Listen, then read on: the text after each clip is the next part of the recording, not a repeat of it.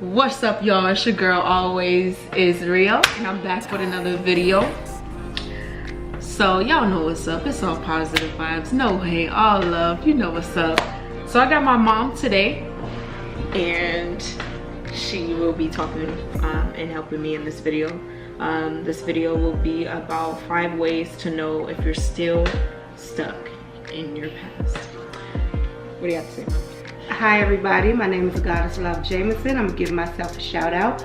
My website is goddesslove.org. I'm a spiritual and transformational life coach. Actually, I'm a business coach as well. My YouTube channel is A Goddess Loves Daily Inspiration for Abundant Living. Like Israel said, we're going to talk a little bit about 5 ways to know if you're still stuck in your past. Number 1, unforgiveness. If there is anybody in your past that you need to forgive, you're still stuck there. So like if it's something that someone has done, something somebody said to you, and you still feel any type of emotion behind it, you're carrying and harboring unforgiveness. And what unforgiveness does, when you hold on to it for so long, see, our natural states of being is harmony. And if you don't have harmony, then there's disharmony. So when you express emotions like unforgiveness, anger, bitterness, all that kind of stuff, you're in disharmony.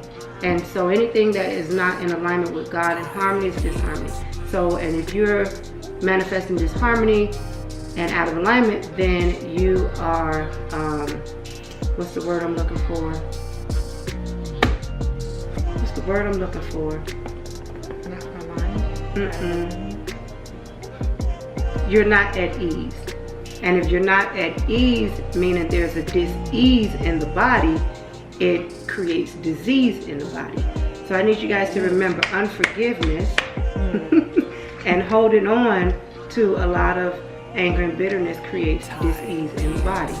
Number 2. Another way to know when you haven't, you feel you're still stuck in your past. Another way to know is if someone says this person's name, the person, or if you see somebody, see that person, and y'all stop talking for a minute, and you see that person, and your face just cringe, like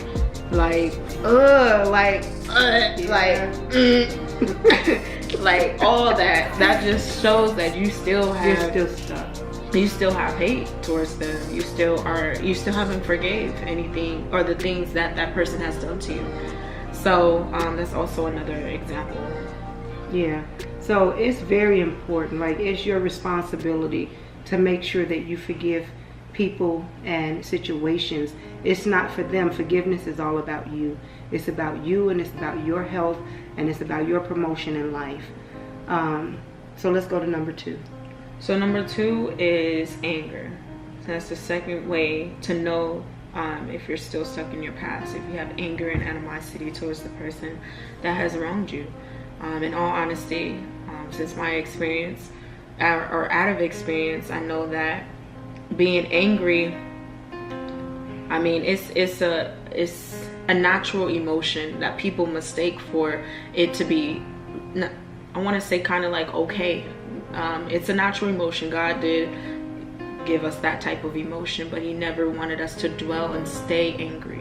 Right. I believe in the Bible it says you can be angry but not act on it. Like, don't do the works of, like, don't commit anything as far as like doing wrongdoings to other people when you're angry. You're supposed to a crime. Commit a crime. Mm-hmm. Like put somebody down or anything. You're just supposed to get through that anger and then continue with life. You're never supposed to stay angry forever. So how do you know if you're angry? Well, if you think of a person and there's an emotion behind it, and like she said, you cringe or you just, it's an uncomfortable feeling, then you're still stuck in your past.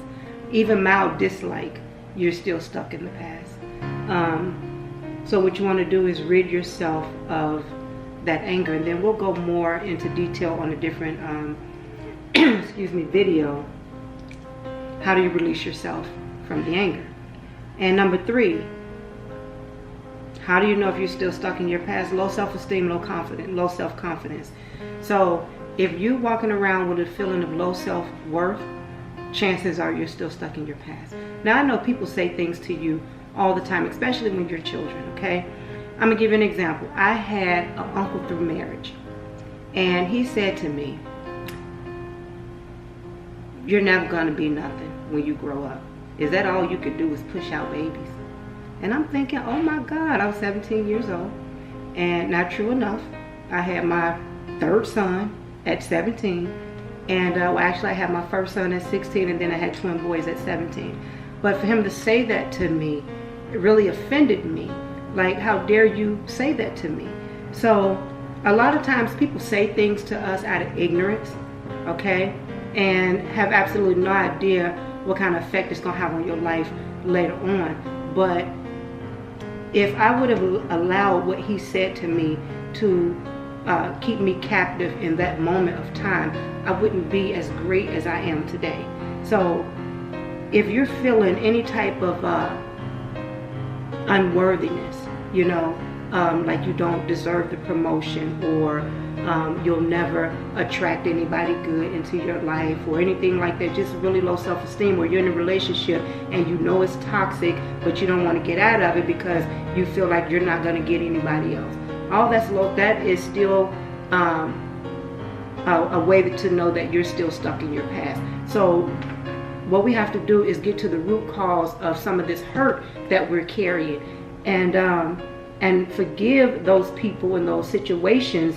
You know, kind of go back. I'm a life coach, so I like doing the work. I like really taking people deep and actually doing the work and finding the root cause of their issues.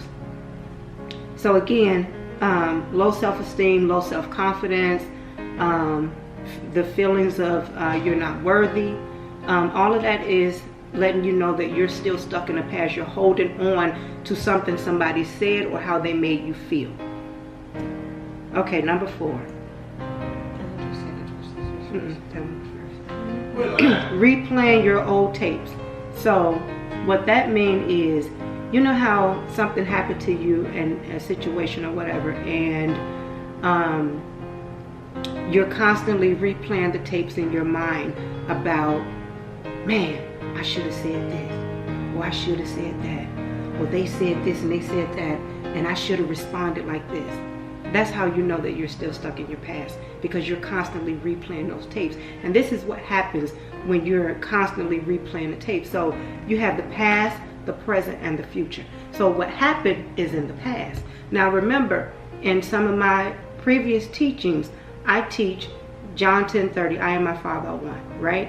So that means all the power that God is, we are. So if you have the past, the present, and the future, and I need you guys to remember that your point of power is always in the now. So if you're constantly thinking with your mind, you're creating, and you're speaking with your mouth, you're creating, and you're feeling in your heart, you're creating. Your point of power is always in the now. So if you bring in your past and you're constantly thinking about what happened, what you should have said, what they said over and over again, and then what happens as you're thinking about it, okay? Then you start seeing that over again, you start visualizing it, and then once you start visualizing it, what happens? Then you start feeling it. Then you start getting upset all over again, and you have just brought yesterday into today, which is where your point of power is. And guess what it's getting ready to do? Create your tomorrow. So replaying those old tapes over and over again in your head, what you could do is whenever a thought creeps into your mind, 10 seconds, replace it with something else. Don't give it no energy, no power. Quickly replace it with something else.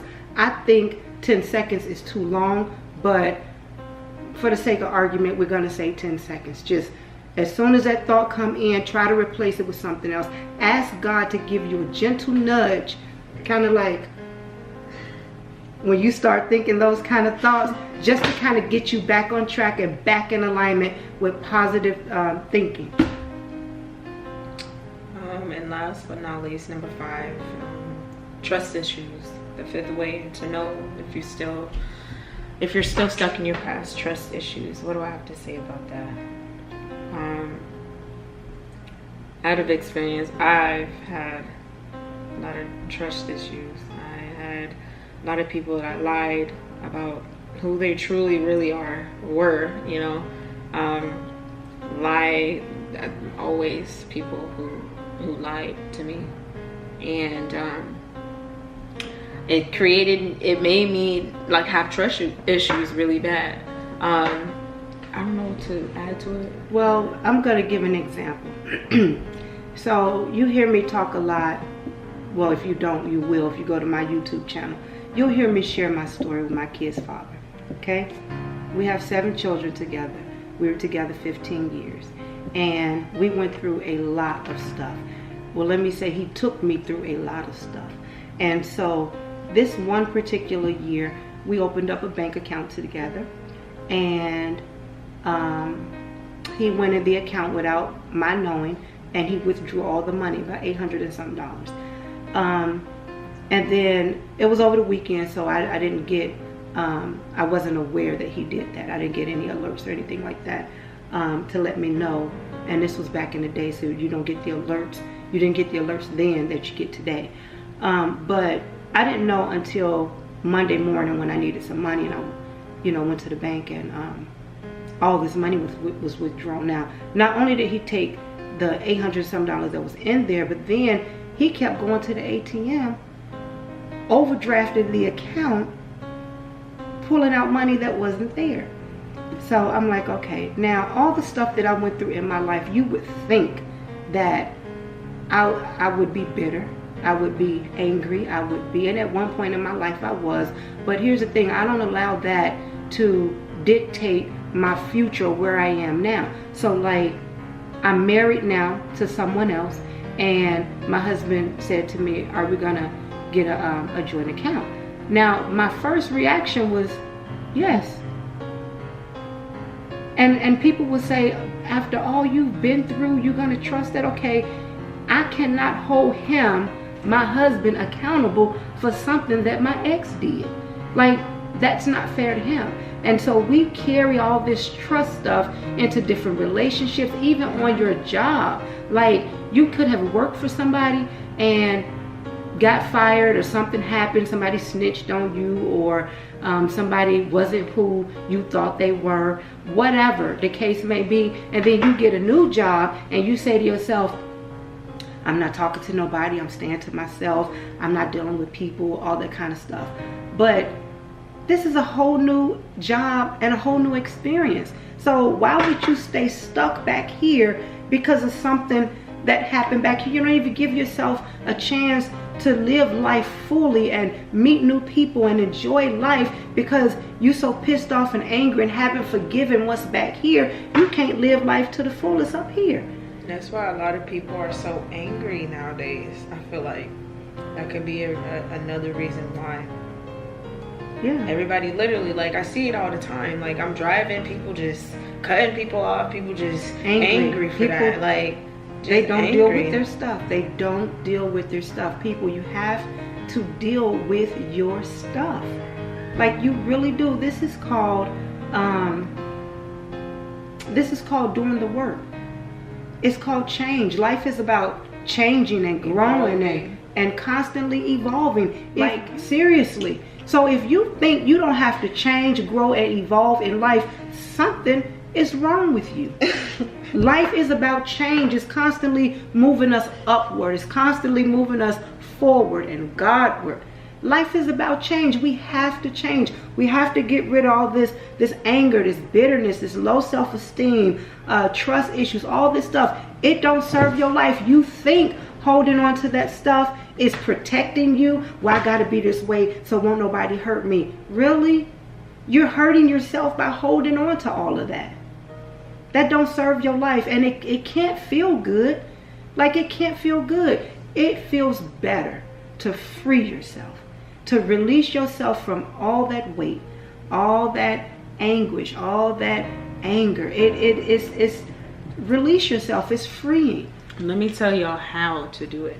So here's this affirmation on forgiving others. I feel like this is going to help a lot of people who have a lot of anger and resentment towards a person who hurt them. So y'all can definitely repeat after me. And yeah, I know in my heart that to heal from any hurt, I must forgive the people who have caused me pain. When I hold on to resentment or anger towards another person, I'm giving that person power over my own heart. By forgiving them, I am not saying that their actions were acceptable. I am just cutting all ties to them and releasing myself from pain. By forgiving not only others but myself, I set myself free. Anger is a natural emotion, but I recognize that when I hold on to it for too long, it becomes toxic and it affects every fiber of my being and life. I look to the person who has caused me pain, and I now see them for the human being that they are. I forgive them and I replace my pain with peace. Amen. And so you guys, I need you to learn how to turn your pain into power, because here's the thing. Once you learn how to turn your pain into power, you turn your power into wealth, and then you turn your wealth into a dynasty. The Bible says God gives you the power to get wealth. Don't let your experience be just an experience. No, you went through all that for a reason, for a purpose. Take that. That's a gift. Your past is a gift. It may not have come wrapped in shiny paper and a bow, but it's still a gift, because guess what? You made it. You're here. You have a testimony. Now you can look back and help somebody else. You're free. This is what life is all about. All presents and gifts do not come wrapped in shiny paper and a bow. I look at my past. I love my past. Was it hard? Yes. Yes. Did I cry a lot? Yes. Was it too much at one time? Yes. But I appreciate it now. And I'm thankful for it, and I'm grateful for it, because without my past, I wouldn't have a story. And without my story, I wouldn't have a bestseller book. And without my book, so it goes on and on. Turn your pain into power, your power into wealth, your wealth into a dynasty. There is 7 billion people in this world. I can guarantee you that your story will help the next person. It will. It will help the next person. Like, everybody has been through something. Like, everybody's situation is different, but if you think about it, there's 7.6 billion people in this world. Like, you are gonna help somebody. That's your choice. That's up to you if you want to do it. If you want to help the next person. And remember, when you share your story, like I share my story, and I hear all the time, Miss Agatis, thank you so much for sharing your story. It freed me. When you share your story, it gives others permission to share their story.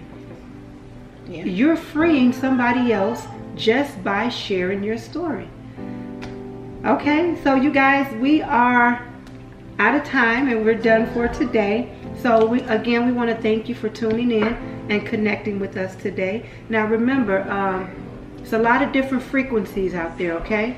And so tuning in to this channel is going to give you a lot of positive energy, a lot of positive feedback. It's going to help you on your journey. It's going to help you to grow. So stay tuned with her YouTube channel and get connected with my YouTube channel. We offer positivity, different points of view, different outlooks and everything, but we're here for you. Yep, so y'all, it's your girl always, Israel, and Agatis Love Jameson. And I'm gonna go ahead and close out with the last affirmation is for letting go. Today I embrace the memory of my past and feel grateful for all that life has given me. I acknowledge that I did the best I could at the time, and now I am ready to let it go. I clear my future road ahead for miracles and happy surprises. Amen. So listen, it's not just about forgiving other people, but forgiving yourself too. So repeat after me. I forgive myself. I forgive myself. I forgive, and you fill in the blank. I forgive that person. I set myself free. I set myself free. I set that person free, fill in the blank. I set that person free. I love myself. I love myself. And every part of my being. And every part of my being. Express that idea. Express that idea. In, through, and around me. In, through, and around. And so it is. All right, y'all. We out.